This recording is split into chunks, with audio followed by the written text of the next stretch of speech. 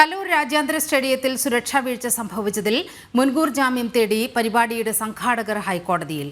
Palarivattom police register ചെയ്ത കേസിലാണ് മുൻകൂർ ജാമ്യാപേക്ഷ നൽകിയിരിക്കുന്നത്. മൃദംഗ വിഷൻ MD നികോഷ് കുമാറാണ് ഹൈക്കോടതിയെ സമീപിച്ചത്. എല്ലാ സുരക്ഷാ സംവിധാനവും ഒരുക്കിയാണ് പരിപാടി നടത്തിയതെന്നാണ് വാദം.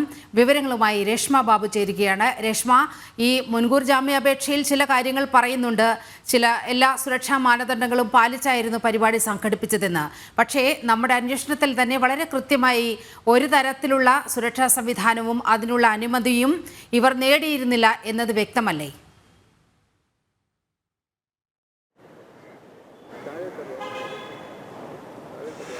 അതിനീലിമ യാതൊരു സുരക്ഷാ സംവിധാനങ്ങളും ഒരുക്കാതെയാണ് ഈ പരിപാടി സംഘടിപ്പിച്ചതെന്ന് വ്യക്തമാണ്. അതിനിടയിൽ തന്നെയാണ് ഈ കേസിൽ പാലാരിവട്ടം പോലീസ് രജിസ്റ്റർ ചെയ്തിട്ടുള്ള കേസിൽ മുൻകൂർ ജാമ്യം ആവശ്യപ്പെട്ടുകൊണ്ട് ഈ മൃദംഗ വിഷൻ എന്ന സംഘടനയുടെ മുഖ്യ ഭാരവാഹിയായിട്ടുള്ള നികോഷ് കുമാർ ഹൈക്കോടതിയിൽ മുൻകൂർ ജാമ്യാപേക്ഷ സമർപ്പിച്ചിട്ടുള്ളത്. അടുത്ത ദിവസം അവധിക്കാല ബെഞ്ചായിരിക്കും ഈ പരിഗണിക്കുക. എന്തായാലും അടുത്ത ദിവസം ഹർജി പരിഗണനയ്ക്ക് വരികയും ചെയ്യുന്നുണ്ട്. പ്രധാനമായിട്ടും ഉള്ള ഒരു വാദഗതി എന്ന് പറയുന്നത് തനിക്കെതിരായിട്ടുള്ള ആരോപണങ്ങളൊക്കെ തന്നെ അടിസ്ഥാനരഹിതമാണ്, തെളിവുകളില്ല. മാത്രവുമല്ല എല്ലാ സുരക്ഷാ മുൻകരുതലുകളും സ്വീകരിച്ചുകൊണ്ടാണ് ഈ പരിപാടി സംഘടിപ്പിച്ചിട്ടുള്ളത്, യാതൊരു തരത്തിലുമുള്ള വീഴ്ച സംഭവിച്ചിട്ടില്ല തുടങ്ങിയ വാദഗതികളാണ് നികോഷ് കുമാറിന്റെ മുൻകൂർ ജാമ്യ ഹർജിയിൽ ഉന്നയിക്കപ്പെട്ടിരിക്കുന്നത്.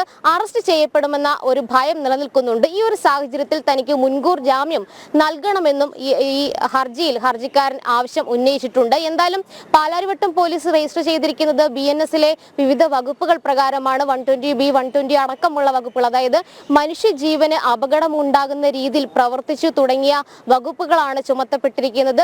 എന്തായാലും ഈ കേസിന്മേൽ ഒരു മുൻകൂർ ജാമ്യം വേണമെന്നാവശ്യപ്പെട്ടുകൊണ്ടാണ് മുഖ്യ സംഘാടകൻ, അതായത് ഈ പരിപാടി സംഘടിപ്പിച്ച മൃദംഗ വിഷൻ എന്ന സംഘടനയുടെ മുഖ്യ ഭാരവാഹി തന്നെ ഹൈക്കോടതിയെ സമീപിച്ചിരിക്കുന്നത്. അതിനിടയിൽ തന്നെ ഈ കേസ് എടുത്തിരിക്കുന്നത് ഈ സംഘാടകർക്കെതിരെ, അതോടൊപ്പം തന്നെ സ്റ്റേജ് ക്രമീകരിച്ച ആളുകൾക്കെതിരെയുമാണ്. അത് ഓസ്കർ ഇവന്റ് മാനേജ്മെന്റ് എന്ന് പറയുന്ന ഒരു കമ്പനിയാണ്. അതിന്റെ ഉടമയായിട്ടുള്ള കൃഷ്ണകുമാർ നിലവിൽ പോലീസിന്റെ കസ്റ്റഡിയിലാണ്. ഇത്തരത്തിൽ ഈ മുഖ്യ സംഘാടകരായിട്ടുള്ള, അതായത് മൃദംഗ വിഷൻ എന്ന സംഘടനയുടെ മുഖ്യ ഭാരവാഹികൾ, അതോടൊപ്പം തന്നെ ഈ പരിപാടിയിൽ ഈ സ്റ്റേജ് ക്രമീകരിച്ചിട്ടുള്ള അതിന്റെ ചുമതലക്കാർ, ഇവർക്കെതിരെയാണ് പോലീസ് കേസെടുത്തത്. എന്തായാലും നിലവിൽ അതിൽ ഓസ്കർ ഇവന്റ് മാനേജ്മെന്റ് കമ്പനിയുടെ ഉടമ നിലവിൽ പോലീസിന്റെ കസ്റ്റഡിയിലുണ്ട്. അതിനിടയിൽ തന്നെ മുൻകൂർ ജാമ്യം തേടിക്കൊണ്ട് ഹൈക്കോടതിയിൽ ഈ പരിപാടിയുടെ സംഘാടകർ സമീപിച്ചിരിക്കുകയാണ്. അടുത്ത ദിവസം പ്രസ്തുത ഹർജി ഹൈക്കോടതിയുടെ പരിഗണനയ്ക്ക് വരുന്നുണ്ട്. എന്തായാലും നേരത്തെ ഹൈക്കോടതിയുടെ ഉത്തരവ് പ്രകാരം ഈ വിനോദ പരിപാടികൾ സംഘടിപ്പിക്കുന്ന വേളയിൽ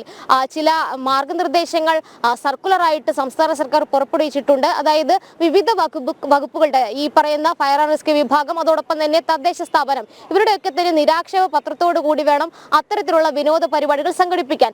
ആ ഒരു മാനദണ്ഡങ്ങളും സുരക്ഷാ ക്രമീകരണങ്ങളും ഒരുക്കുന്നതിലാണ് നിലവിൽ വീഴ്ച പറ്റിയിട്ടുള്ളത്.